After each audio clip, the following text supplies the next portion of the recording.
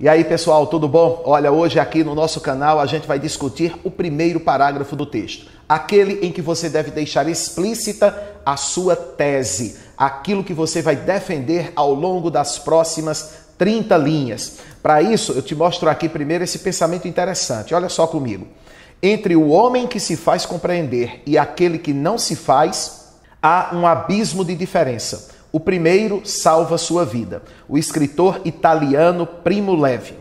Olha só, a ideia de se fazer compreender, de ser claro. Você não está diante do corretor. Você está escrevendo num determinado momento e esse texto vai ser lido num outro momento, por alguém que você não conhece e que obviamente não conhece você. Você precisa, portanto, ser claro. E por isso é tão importante o início do seu texto. Deixar clara para o corretor a sua tese, para ele perceber que você tem um ponto de vista a ser defendido. O escritor Eça de Queiroz disse o seguinte: a simplicidade resulta sempre de um violento esforço. Não se atinge uma expressão fácil, concisa e harmoniosa sem longas e tumultuárias lutas em que arquejam juntos espírito e vontade.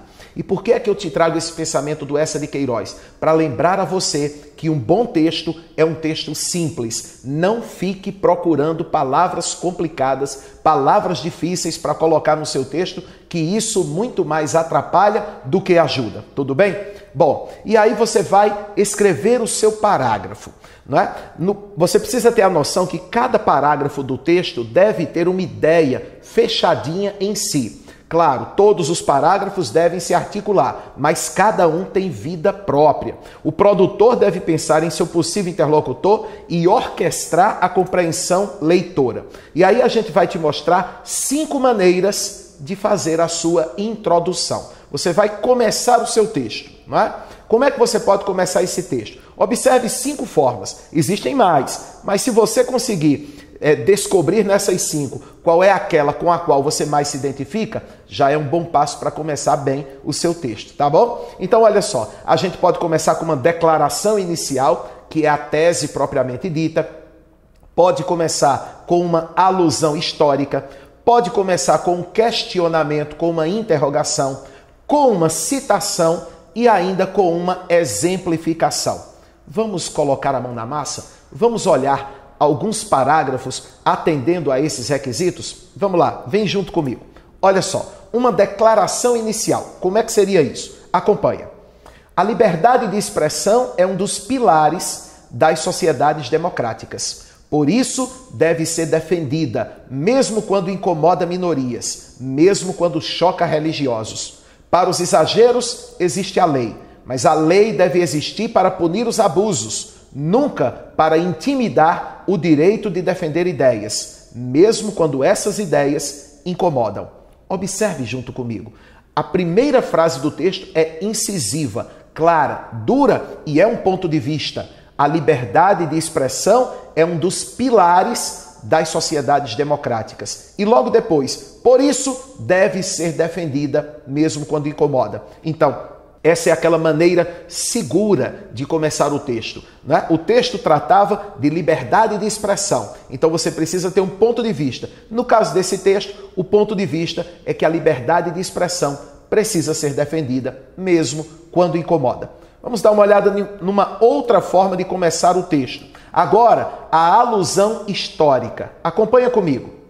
Desde que as mulheres queimaram sutiãs em praça pública na década de 60, o mundo não foi mais o mesmo. A revolução feminista e feminina alterou, nas últimas décadas, as relações pessoais, profissionais e culturais. Para as mulheres, o trabalho fora de casa foi uma barreira emblemática na conquista de um espaço mais abrangente na sociedade. Veja, embora não haja um ponto de vista claro para a gente dizer que é a tese do autor, ele fez uma outra opção. Começou com uma alusão histórica, mostrando um momento importante da história que revelou ao mundo que as mulheres estavam mudando e estavam dispostas a conseguir galgar alguns degraus aí na sociedade. Então, é importante a alusão histórica. Independentemente de colocá-la na introdução, é praticamente uma regra, gente. Falar um pouquinho de história no texto enriquece o debate. Não abra mão da alusão histórica no seu tema. Tudo bem? Vamos para mais uma forma de começar o texto com uma interrogação. Olha só. O que é liberdade de expressão? A incômoda pergunta não possibilita unanimidade nas respostas. Alguns podem vê-la como o direito de dizer o que se pensa, sem respeito a diferenças culturais ou religiosas, por exemplo.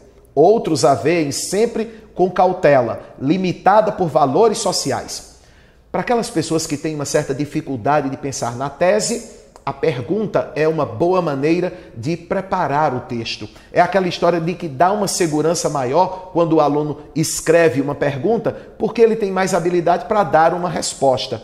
Agora, obviamente, tenha cuidado para que você não coloque perguntas muito óbvias, né? Existem perguntas que não acrescentam absolutamente nada ao texto. Por exemplo, será que o homem deveria continuar escravizando negros? Olha, essa é uma pergunta que nem merece comentários, não é verdade? Bom, vamos para mais uma forma de começar o texto. Agora por meio de uma citação, aquilo que a gente chama também de argumento de autoridade. Olha comigo. Segundo Daniel Sarmento, professor de Direito Constitucional da UERJ e autor de Livres e Iguais, a liberdade de expressão é importante porque viabiliza outros direitos. Com ela, conseguimos reivindicar, protestar, criticar, avaliar relações e garantir um melhor controle social pela população. Você precisa entender o seguinte, que nesse caso, como o autor opta por começar com a citação, é importante que essa citação esteja intimamente ligada à tese que vai ser defendida. Na internet é comum encontrar muitas citações, algumas apostilas com 100, 200 citações, ensinando o aluno a colocar aquele pensamento independentemente do tema. Não entre nessa de ser um robozinho que copia as coisas sem reflexão. A citação é importante quando você domina a ideia da citação, quando você conhece o autor e quando você é capaz de relacionar claramente a citação à defesa da sua ideia, da sua tese. E por fim, minha gente, vamos dar uma olhadinha na exemplificação.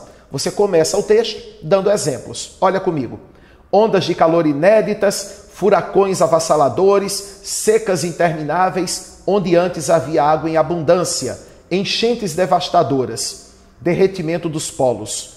Há décadas, pesquisadores alertavam que o planeta sentiria no futuro o impacto do descuido do homem com o ambiente. Na virada do milênio, os avisos já não eram mais necessários. As catástrofes causadas pelo aquecimento global se tornaram realidades presentes em todos os continentes do mundo. Bom, a ideia central é de que as catástrofes se tornaram comuns, mas o texto começou com uma enumeração de catástrofes, aquilo que a gente chama de exemplificação. O importante é que em casa, no colégio, no nosso curso, você procure variar a introdução. Por quê? Porque você precisa descobrir qual é a melhor maneira de escrever. Não sou eu quem vai te dizer qual é a forma correta de escrever, porque não existe uma forma correta. Você precisa descobrir qual é aquela maneira com a qual você se identifica e que dá mais facilidade e prazer para escrever. Então, procure variar e observar onde é que você se dá melhor. É esse o caminho para o sucesso. Não deixa de dar um like aí e de se inscrever no nosso canal. Também visita o nosso site para outras informações, www.professormenelau.com.br. E eu te encontro aqui em outro vídeo para ajudar você no caminho da aprovação. Valeu, galera, um grande abraço.